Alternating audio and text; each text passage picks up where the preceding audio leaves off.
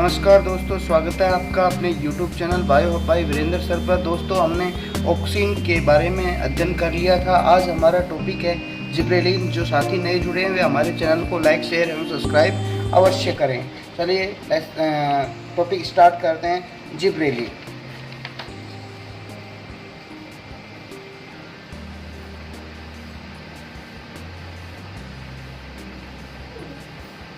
हाँ जी, जिब्रेलिन की खोज, इसकी खोज है वो जापान के अंदर की गई थी। कहाँ की गई थी? जापान में। और जापान में बेकने रोग से ग्रसित। कौन से रोग से? बेकने रोग से ग्रसित चावल के अंदर इस हार्मोन को खोजा गया था। ये जो बेकने रोग है ना, इस रोग के अंदर जो चावल है वो असामान्य रूप से लंबा हो जाता है। चावल असामान्य रूप से लंबा हो जाता है। चावल की जो लंबाई है वो असामान्य रूप से वे लंबी हो जाती है और इनमें पुष्पन नहीं हो पाता। इन चावलों के अंदर, चावल में पुष्पन का अभाव होता है। पुष्पन का क्या होता है? अभाव होता है। यानी अगर आपसे पूछ ले बेकने रोग क्या है, तो आप कहोगे इस रोग के अंतर्गत चावल असामान्य रूप से लंबा हो जाता है एवं उस पौधों में या उन पौधों के अंदर पुष्पन का अभाव होता है।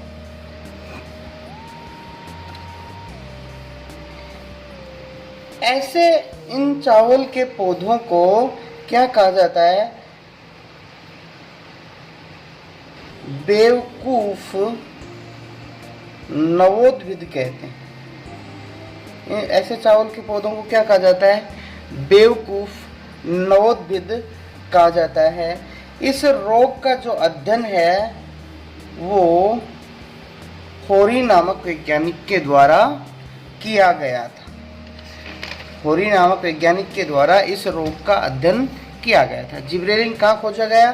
जापान में। किसमें? चावल के अंदर।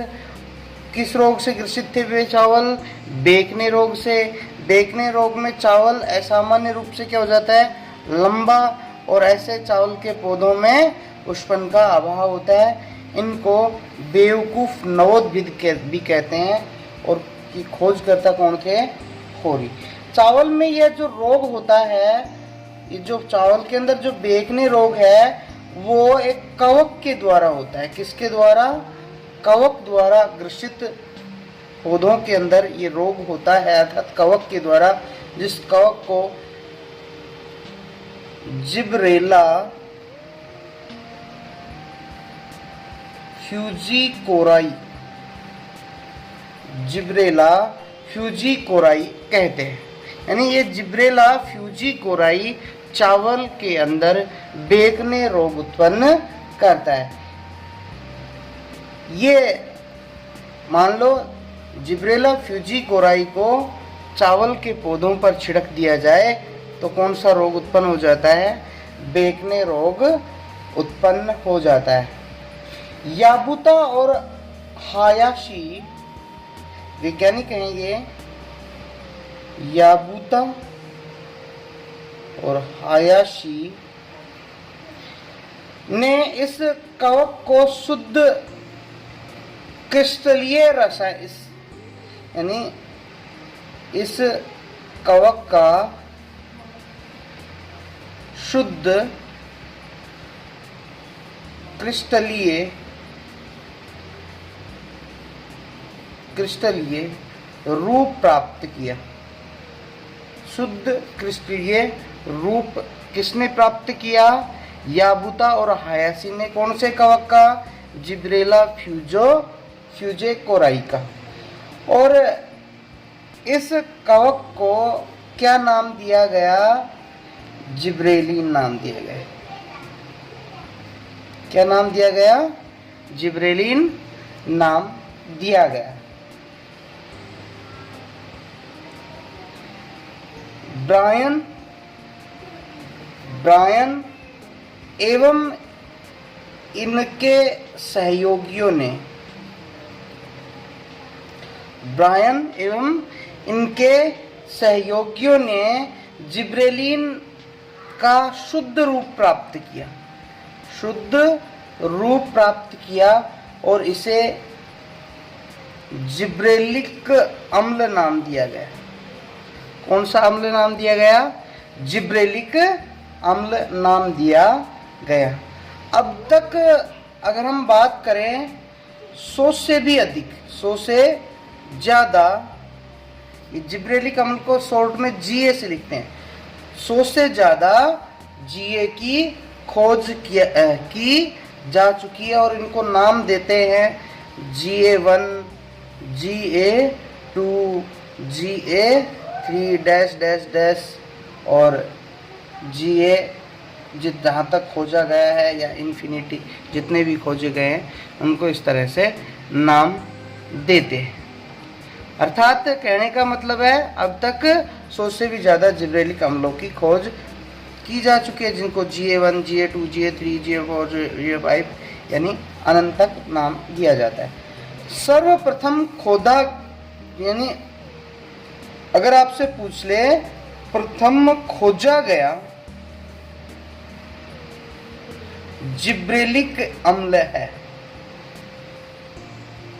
पहला खोजा गया जिब्रेलिक अम्ल है, तो आप कहोगे GA3 पहला खोजा गया जिब्रेलिक अम्ल है। अगर हम इसकी जिब्रेलिन की रासायनिक प्रकृति की बात करें, जिब्रेलिक अम्ल की रासायनिक प्रकृति की बात करें, तो इनकी जो मूल संरचना होती है उसमें एक गिबेन वलय पाई जाती है। कौन सी वलय पाई जाती है? एक गिबेन वलय पाई जाती है। और कुछ जिब्रेलिन की गिबेन वलय में, जो कुछ जिब्रेलिक अम्ल हैं उनकी गिबेन वलय के अंदर 19 तो कुछ में 20 कार्बन पाए जाते हैं। अगर आपसे पूछे कि जिब्रेलिन की गिबेन वलय में कितने कार्बन पाए जाते हैं, तो आप कहोगे कुछ में 19 और कुछ में 20, यानी अधिकांश में तो 19, अधिकांश में तो 19 और कुछ में 20 कार्बन परमाणु पाए जाते हैं। अब इनके जो रासायनिक सूत्रों की बात करें, अगर आपसे पूछ ले कि भाई GA1 का रासायनिक सूत्र बताओ, तो आप कहोगे C19H24O6। ये किसका सूत्र है? जिब्रेलिक अम्ल 1 का। ऐसे ही GA2 का C19H26O6, GA3 का C19H22O6, GA4 का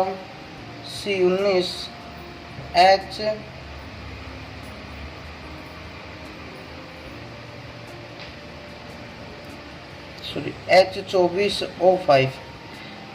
GA4 का क्या है? C19H24O5। ये देखो GA1 और GA2 में अंतर इतना है, यहाँ पे ऑक्सीजन 6 है या ऑक्सीजन 5 है। तो सामान्यतया जो जिब्रेलिन अम्ल हैं उनके अंदर गिबेन वलय पाई जाती है। गिबेन वलय के अंदर 19 या 20 कार्बन परमाणु होते हैं। अधिकांश जिब्रेलिक अम्लों के अंदर 19 कार्बन परमाणु होते हैं, कुछ में 20 कार्बन परमाणु होते हैं। कुछ जिब्रेलिक अम्लों के हमने यहाँ पे रासायनिक सूत्र देखा। ये जो जिब्रेलिन हैं, इन्हें रासायनिक दृष्टि से, अगर कई बार आपसे पूछ ले कि जिब्रेलिन को रासायनिक दृष्टि से क्या कहते हैं? तो जिब्रेलिन को रासायनिक दृष्टि से टर्पीन्स कहा जाता है। क्या कहा जाता है? टर्पीन्स कहते हैं। जिब्रेलिक अम्ल को रासायनिक दृष्टि से क्या कहते हैं? टर्पीन्स कहते हैं। अब जिब्रेलिन के रासायनिक प्रभाव देखिए। जिब्रेलिन के कार्यकीय प्रभाव क्या क्या ये काम में आता है? तो नंबर 1 आता है इसका पर्ण दीर्घन। पर्ण दीर्घन यानी पर्ण दीर्घन का मतलब पत्ती का साइज बढ़ाने वाला। यानी जिब्रेलिन है, ये पर्ण दीर्घन द्वारा लंबाई में वृद्धि को प्रेरित करता है। किसके द्वारा? पर्ण दीर्घन द्वारा। पर्ण है उनको दीर्घित करता है। दूसरा, रोजेट स्वभाव वाले जो द्विवर्षीय पौधे हैं उनमें जिब्रेलिन पर्ण हरित को दीर्घित करके पर्व निर्माण को प्रेरित करता है। इस तरह निर्मित जो दीर्घित पर्ण रहित पर्व को बोल्ट कहते हैं और ये क्रिया वोल्टीकरण कहलाती है। अगर आपसे पूछे वोल्टीकरण किसे कहते हैं तो आप क्या कहोगे? रोजेट प्रभाव वाले पौधों में जिब्रेलिन क्या करता है? पर्ण रहित दीर्घित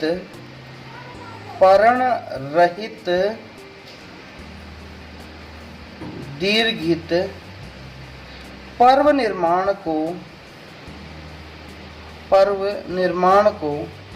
यानी पोरी के निर्माण को प्रेरित करता है।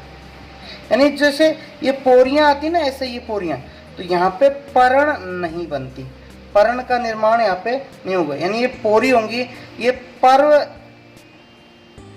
पौधों में जो जिए है पर्ण रहित यानी पर्ण रहित दीर्घित पोरी के निर्माण को प्रेरित करता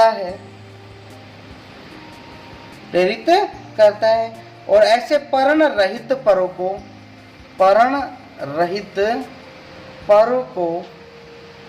क्या कहते हैं? बोल्ट कहते हैं। और यह क्रिया क्या कहलाती है? बोल्टीकरण कहलाती है।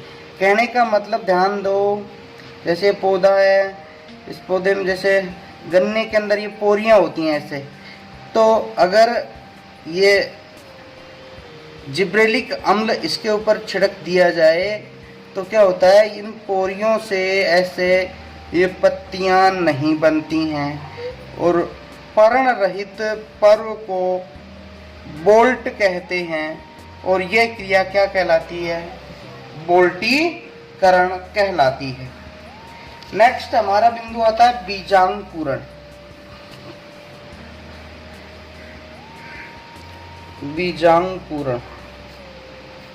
हाँ जी, धान्य फसलों में जो जिब्रेलिन है वो बीजांकुरण को प्रेरित करता है। धान्य फसलें जो खाने के लिए काम में ली जाती हैं, धान्य फसलों में जो जिब्रेलिन है वो बीजांकुरण को प्रेरित करता है।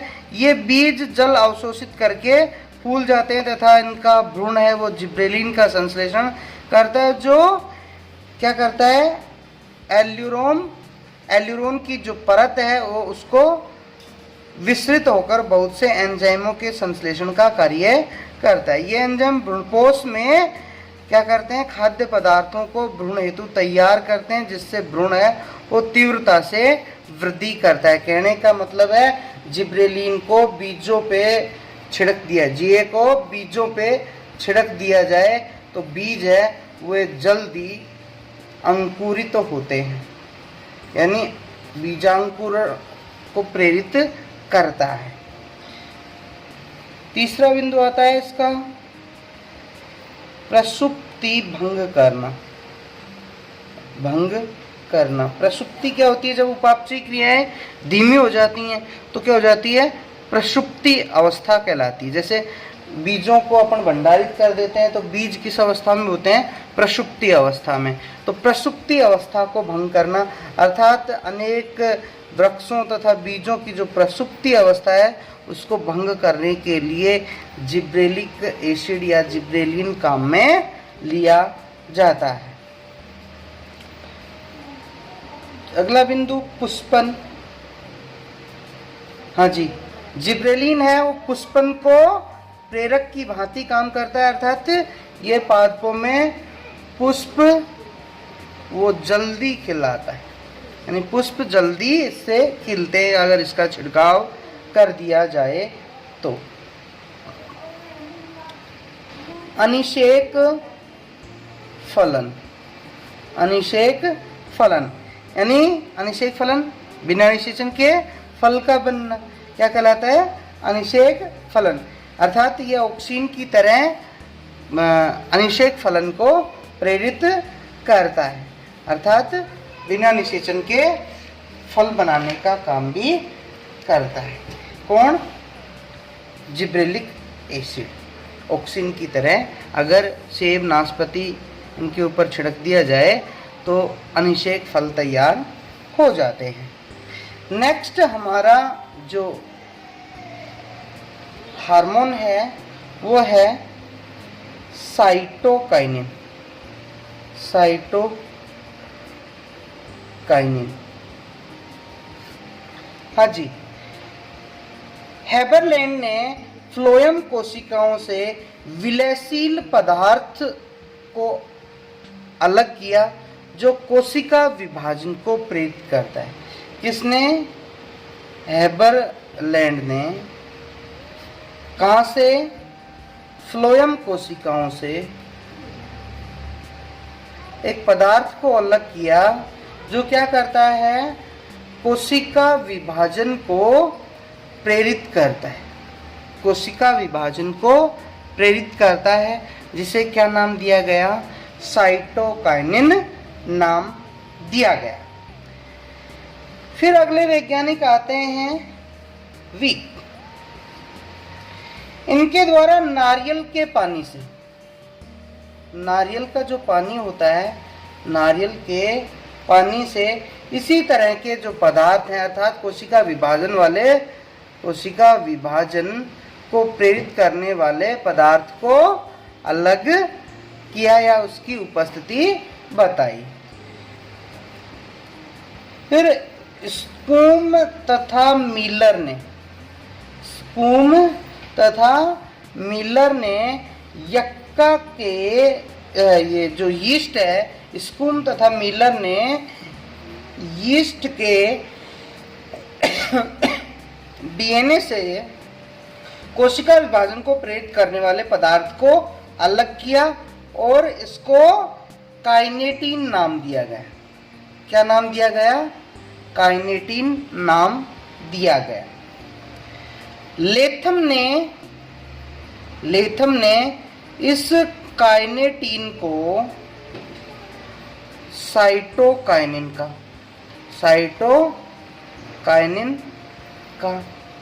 हाँ भाई, स्कूम और मिलर ने यीस्ट के डीएनए से पदार्थ अलग किया और इस कोशिका विभाजन को प्रेरित करने वाले पदार्थ को काइनेटिन नाम दिया और लेथम ने इसी काइनेटिन को क्या कहा? साइटोकाइनिन कहा।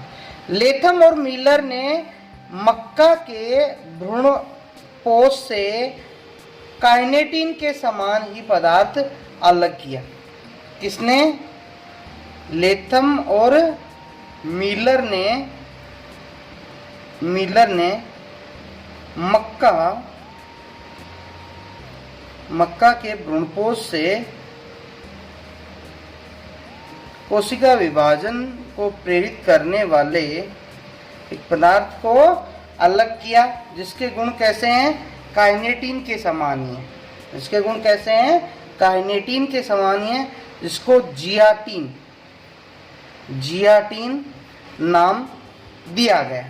जियाटिन प्रथम प्राकृतिक रूप से प्राप्त होने वाला अगर आपसे पूछे पहला प्राकृतिक रूप से प्राप्त होने वाला साइटोकाइनिन कौन है, तो वह है जियाटिन। यानी अगर लिखोगे आप तो लिखोगे जियाटिन प्रथम प्राकृतिक रूप से प्राप्त होने वाला साइटोकाइनिन है। साइटोकाइनिन हाँ भाई। अब रासायनिक प्रकृति,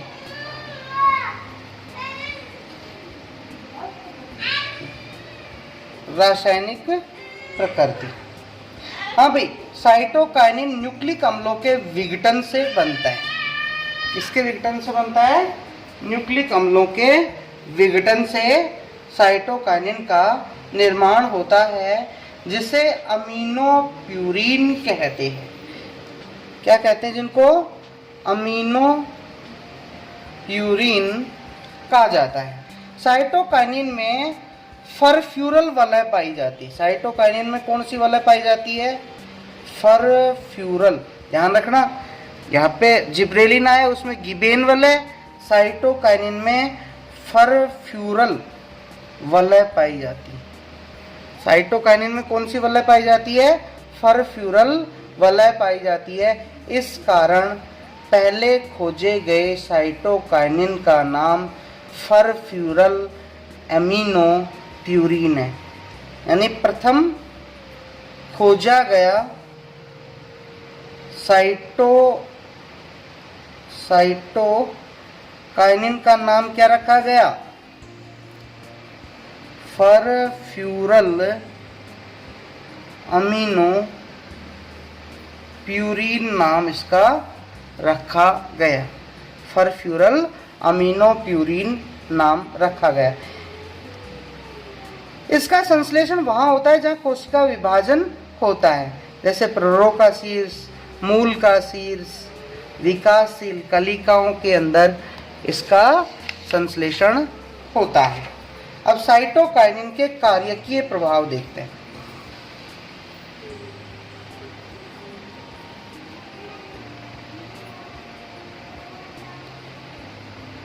साइटोकाइनिन का कार्यकीय प्रभाव, यानी क्या क्या काम आता है। हाँ जी, साइटोकाइनिन के क्या क्या कार्यकीय प्रभाव हैं। पहला देखिए, कोशिका विभाजन। कोशिका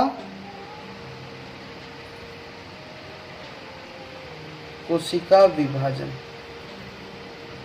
तो कोशिका विभाजन को प्रेरित करता है, यानी ऑक्सीन की तरह, ऑक्सीन और जिब्रेलिन की तरह ये भी कोशिका विभाजन को प्रेरित करता है। दूसरा, कोशिका दीर्घन, यानी कोशिका के आकार को भी बढ़ाता है, दीर्घित करता है। फिर तीसरा, कोशिका विभेदन, यानी साइटोकाइनिन ऑक्सीन के साथ मिलकर के पौधों के नए अंगों के निर्माण को प्रेरित करता है।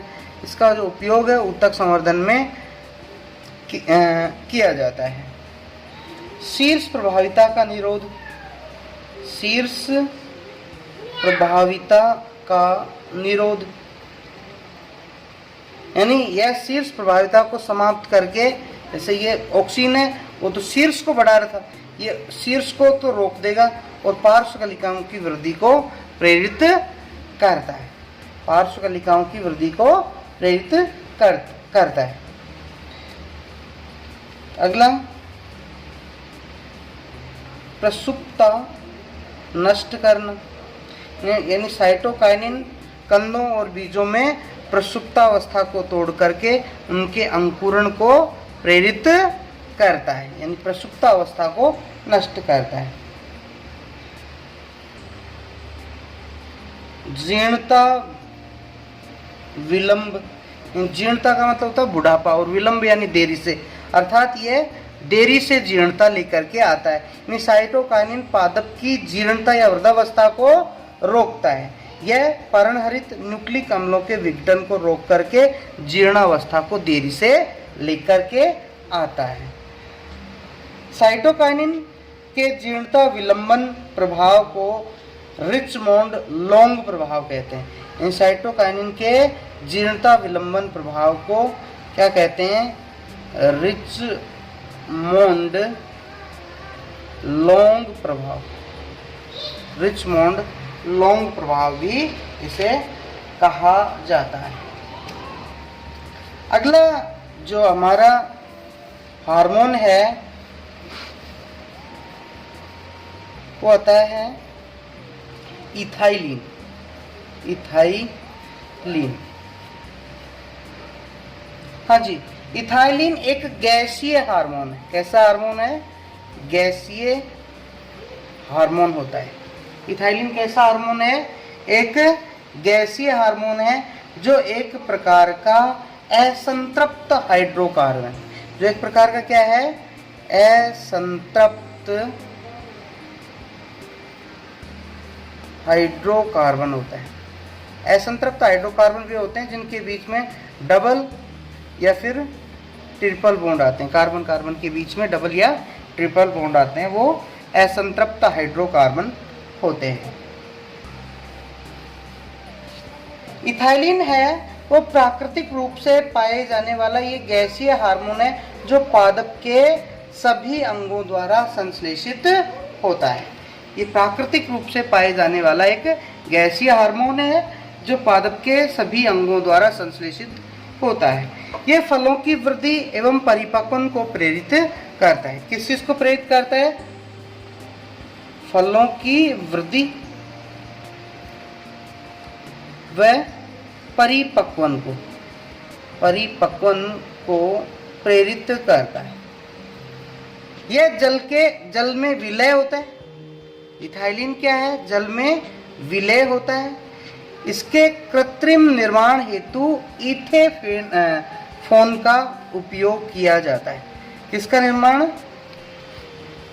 कृत्रिम निर्माण के लिए इथाइलिन के कृत्रिम निर्माण हेतु किसका उपयोग करते हैं? इथेफोन का उपयोग करते हैं।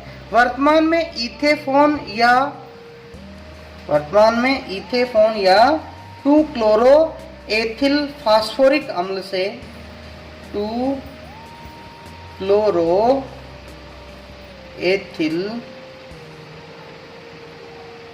फास्फोरिक अम्ल से ये इथाइलिन प्राप्त किया जाता है। अगर आपसे पूछे कि वर्तमान में इथाइलिन किससे प्राप्त करते हैं तो आप कहोगे इथेफोन से। या इथेफोन का जो रासायनिक सूत्र है वो क्या है? 2-क्लोरो एथिल फास्फोरिक एसिड। इससे किसका निर्माण किया जाता है? इथेफोन का निर्माण, ये इथाइलिन का निर्माण किया जाता है। हाँ जी, अब इथाइलिन के कार्य के प्रभाव। इथाइलिन के कार्य किए प्रभाव क्या क्या काम में आता है? हाँ जी, नंबर 1, वृद्धि पर प्रभाव, यानी यह हार्मोन लंबाई वृद्धि को अवरुद्ध करके मोटाई वृद्धि को प्रेरित करता है। यानी लंबाई वृद्धि को रोकता है और मोटाई वृद्धि को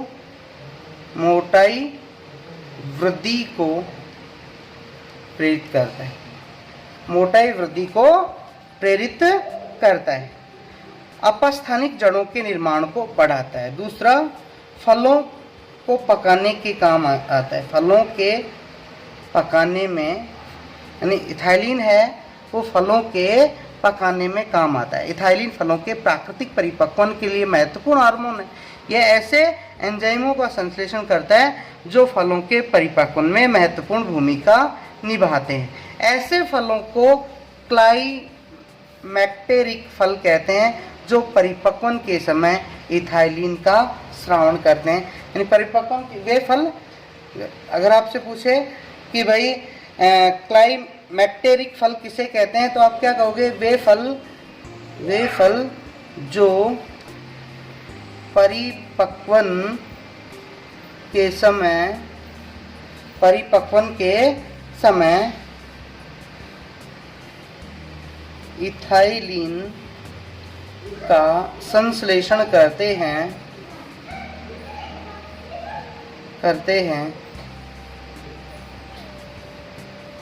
क्लाइमेटेरिक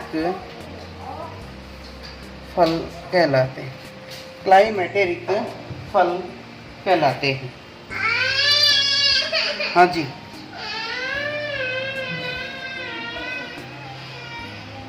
अगला बिंदु पुष्पन पर प्रभाव। पुष्पन पर प्रभाव, अधिकांश पुष्पीय पादपों में इथाइलिन है, वो पुष्पन को रोकता है। अधिकांश पादपों में इथाइलिन है, वो पुष्पन को रोकता है। लेकिन ये तो अधिकांश में हो गया, अधिकांश में तो पुष्पन को ये रोकता है, लेकिन किस किस में? आम, अनानास में यह पुष्पन को प्रेरित करता है। यह पुष्पन को क्या करता है? प्रेरित करता है। अगला बिंदु आता है विलगन। विलगन यानी यह पत्तियों, पुष्पों और फलों के विलगन को तीव्र करता है। पत्तियों को, पुष्पों और फलों के विलगन को या उनके झड़ने की प्रक्रिया को तीव्रता से करता है। हाँ जी, अगला बिंदु आता है हमारा जीर्णता। हाँ जी, इथाइलिन जीर्णता को प्रेरित करता है, यानी जीर्णता को क्या करता है? प्रेरित करता है। इसके प्रभाव से पत्तियां पीली होकर के जल्दी झड़ जाती, पत्तियां पीली होकर के जल्दी झड़ जाती हैं तथा अधिकता से पुष्पों की पंखुड़ियां हैं वो मुड़ जाती हैं और पुष्प मुरझा करके गिर जाते हैं। इस प्रक्रिया अर्थात ये जीर्णता को जल्दी लाता है। कौन सा? इथाइलिन। तो हमारे ये वृद्धि को प्रेरित करने वाले जो 4 हार्मोन है वो कंप्लीट हो गए। कौन कौन से? ऑक्सिन, जिब्रेलिन, साइटोकाइनिन और इथाइलिन। अब जो वृद्धि अवरोधक हार्मोन है उन्हें हम अगले वीडियो में पढ़ेंगे।